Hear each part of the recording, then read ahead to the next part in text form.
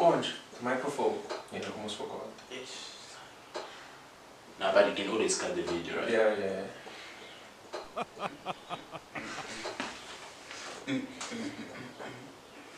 Right. We're ready. We're rolling.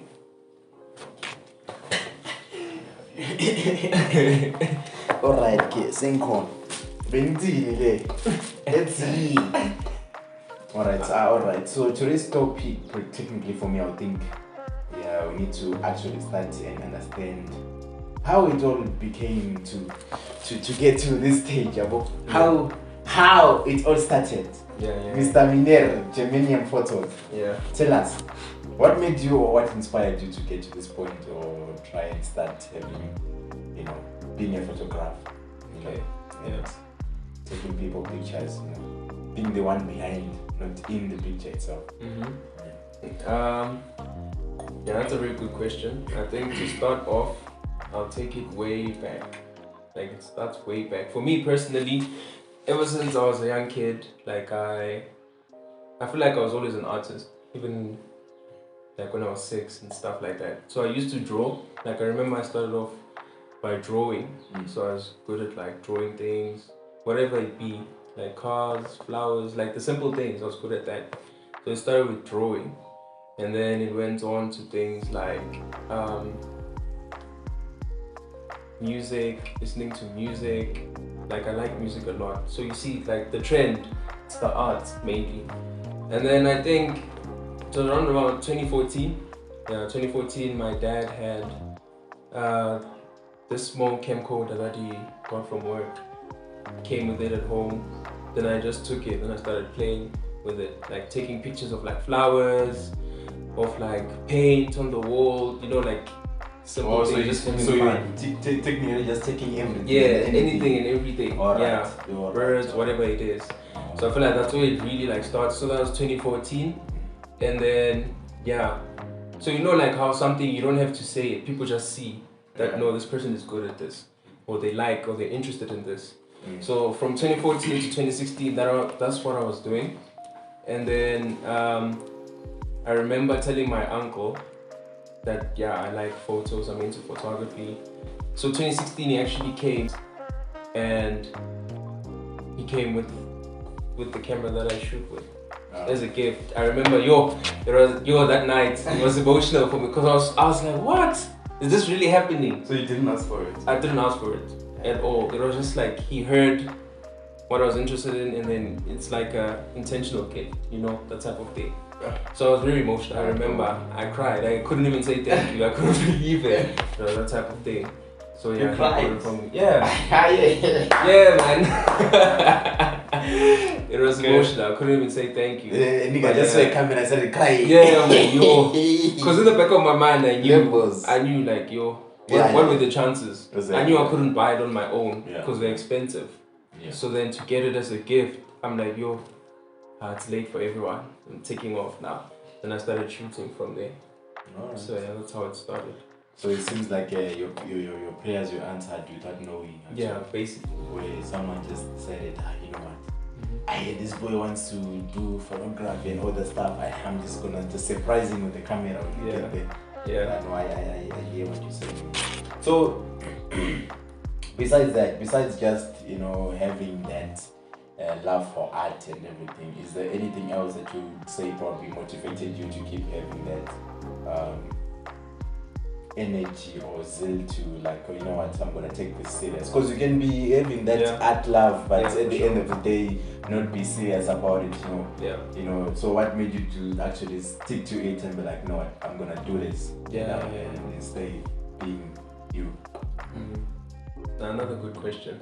For me, it's what I saw others doing. Like I saw, like sometimes you can have a vision or a dream, but it's not tangible. You don't see it yet. It's not physical. But for me, in terms of photography, like other photographers that I saw, because I also started on Instagram, opened my own account there, started following other photographers, and I saw what they did and how good they were. Some even travel overseas just to shoot pictures. And for me, that was like, yo, imagine if I could do this. So that's always been a dream for me, to like be someone who's good at what they're doing, that they travel anywhere and everywhere to shoot, photograph different things. So I don't limit myself. You know, I'm always thinking about the bigger picture. So I think seeing what others were doing, what others are currently doing and achieving, I also strive to be at that level. That's what pushes me to keep on producing or shooting pictures and stuff like that. So you want to travel or travel overseas? Yeah. Take photos. Yeah. You heard, guys. He wants to travel overseas. Wants to travel overseas and take pictures. Take pictures. Yeah. Overseas on a yacht. Definitely. Yeah. Alright. I mean, just another question that I can ask. Maybe someone might want to know what makes a photographer good at their job. Like what do they call those things, man? When or requirements or something like that makes someone be given that, you know, that what do you call this? That reason to say this person is a good photographer. What characteristics or aspects? Something like that. Yeah. Okay. I think first and foremost, before you even look at like them having these expensive cameras and lenses and all that, for you to be a good photographer, you have to have an eye. Like, you have to have an eye. What I mean by that is that you have to see what other people don't see. Like, your perspective is different from what a normal individual would see, right? So perspective is important. Having an eye, looking and seeing the big picture, how you can put it in a frame, you know, the angles, all that type of thing. Basics, I don't know, like whether I should say like geometry, things like that. But you don't have to be like a mathematician and stuff. No, just have an eye and know how to frame things. That's for me what makes a person a good photographer, or what establishes them from the rest. Because anyone can take a picture. Everyone has phones these days. Can take a picture easily. But then you see what I mean? So like for a photographer, it's like it's that whole different level where you see what a normal person won't see. That's my answer. I just want to find out. But now you've established yourself. Not that you're not where you want to be, but you are on your way there. Tell me about your first client. How was that? Okay. That's interesting. First one, I want to know about the first client, because now you've been building up, and you've been seeing yourself doing this thing. Now tell me about your first client. Okay. How was that? So, first client isn't like someone who hired me and paid me to do like a photo shoot. Okay. So my first client was, so I knew her from college campus. We did the same degree, so I knew her from there. And then she just hit me up one day on Instagram. She's like, "Hey, you take pictures, right?" I'm like, "Yes." She's like, "Okay, so I want to do a shoot." She wanted to apply to a modeling agency. So she wanted to make a portfolio for herself because she didn't have. So I'm like, "No, cool, we can do it." So she hired me. We went, we discussed over the phone like what she wanted to do, like what type of pictures she was looking for. So I went and checked on the internet like what type of photo shoots she can have. So we decided location. We went to Sandton. Then we shot one picture at the rooftop of the Sandton City Mall. And then the other one was just like outside, but like urban type thing by the pavement of this one nice building.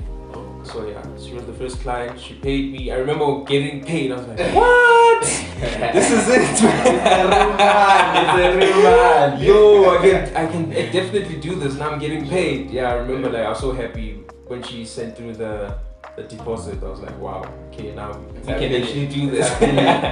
So yeah, she was the first client I had that paid me, and she actually got into the agency. Like, she submitted the pictures that we took and they accepted her. And the funny thing is, she didn't even tell me. I had to go back and ask her. I'm like, "Hey, what happened? Like, you applied, you didn't tell us." Like, they're all like that. They only want the nice pictures. Once they're done, forget. The nice pictures are the rest is history, my guy. Yeah. So that's how it has to go. Alright, my guy. Alright, on a scale of 1 to 10, how would you rate your skills on Photoshop or Lightroom, like when you edit the pictures now? That's and I can ask also. Because maybe someone might want to know, okay, fine, after taking the picture, how do you edit them, like, you know, put them with justice or something like that. Okay. Okay, let me start with the one I'm weaker at. That's Photoshop. Photoshop it's a very intense app to use, software rather. Skills wise, I can say probably 6 out of 10. I rate myself 6 out of 10. Like, I know the basics, but I know it can be pushed even more than what I use it for. So the basics that I use it for, I can say I'm a 6 out of 10. So the other 4 will be like, if I know how to fully use it, all the tools that it comes with, then I would say I'm a 10 out of 10. But for now, I'm still learning the software. And then for Lightroom, I think I'm very good at Lightroom. That's the one that I use to like change the colors, the brightness of the picture. That one I can say 8 out of 10. Yeah. Okay. That's good. I don't know. If I would say that you know, sometimes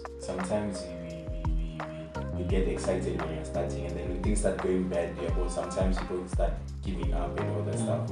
But as a photographer, what are the qualities or characteristics, like you said before, would give you the energy and zeal to keep you going, no matter how down you can get, because it can get tough. There's a lot of photographers out there, so in case you meet that at that stage where you feel like you're not getting clients anymore and bag is not coming in, how do you deal with that? Yeah, and it actually happens a lot. Like, I've experienced it personally. We call it like a creative block. Firstly, like when you're not thinking of something creatively, like you lose that creative flow that you have. Like, creative flow, I mean, like you can have like creative ideas flowing in your mind at a certain point in your life. Like, you want to do this, you want to shoot this type of video, you want to have this type of photo shoot, and then there are periods of time where it's like blank. You don't know what to shoot, you don't know what video to make, and the camera is just sitting in the bag, not doing anything. So for me, I feel like taking a break, knowing that you'll have these creative blocks, having that awareness that it does happen is the first step. You have to acknowledge that it does happen. You're not the only one going through that. And then the second point would be to get inspiration from other photographers. Like, when they are shooting, you get ideas by seeing their work as well.